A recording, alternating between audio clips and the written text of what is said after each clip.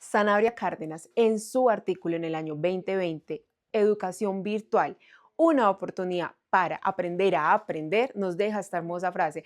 Y quiero que durante el recorrido de este video miremos eso, cómo después de la pandemia tuvimos que aprender a aprender. Pues resulta que los métodos cambiaron demasiados, aunque para esa época ya existía la educación virtual, sin duda alguna hubo un significativo cambio en ese momento. Así que acompáñame a ver cuáles son los beneficios y las desventajas que han venido sucediendo desde aquel momento. Antes del 2020, las TIC ya existían, solo que muchas instituciones educativas no las implementaban. Así que cuando llega pandemia y nos vemos en la obligación de no detenernos, sino que tenemos que avanzar, ahí es donde muchos lugares deben de implementar estas habilidades, no solo en los estudiantes, sino sobre todo yo creería que en los profesores, pues ahora tienen que pasar de dictar sus clases en un aula física a dictarlas en un aula virtual.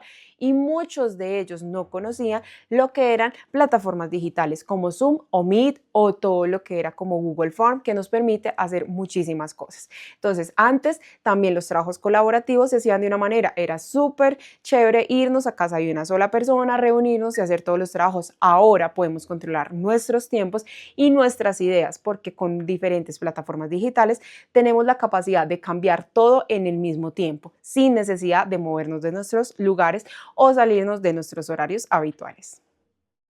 Unos pequeños comerciales. No olvides utilizar la inteligencia artificial con responsabilidad. Es una ayuda, no alguien que va a estar ahí para hacer todos tus trabajos. Ser responsable. Y sí, son muchos los beneficios que tenemos los de las aulas virtuales. Resulta que nosotros ya no tenemos la oportunidad de entrar en un aula y tener al profesor en vivo y en directo absorbiendo conocimiento, haciendo preguntas de manera constante en una clase, sino que nosotros debemos esforzarnos por buscar más recursos. En nuestras clases nos dan unas pautas, nos dan unas directrices, pero somos nosotros los encargados de complementar nuestro conocimiento. ¿Cómo? Con las plataformas de Google Scholar y un sinfín de otros buscadores que hay.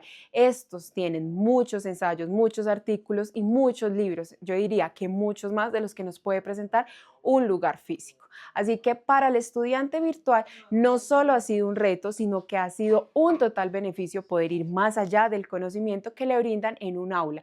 El del aula física, yo diría que muchas veces se queda ahí, en lo que el profe le dice en el aula física. Son pocos los que tienen la disciplina de ir un poco más allá de los conocimientos. Entonces, esta es una de las grandes diferencias que hay entre ambas aulas y sin duda alguna, una de las que más beneficia al aula virtual.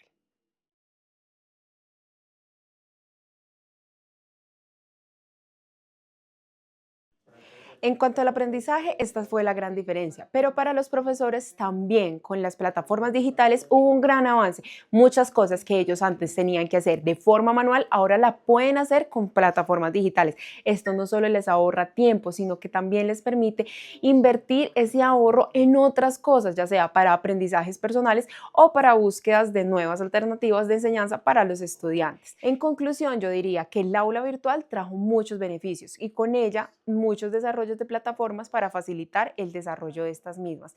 Entonces, a los profesores y a los estudiantes se nos han entregado muchas plataformas digitales para poder avanzar en ambas aulas, tanto física como virtual, solo que en la física es decisión del estudiante si quiere ir más allá o no.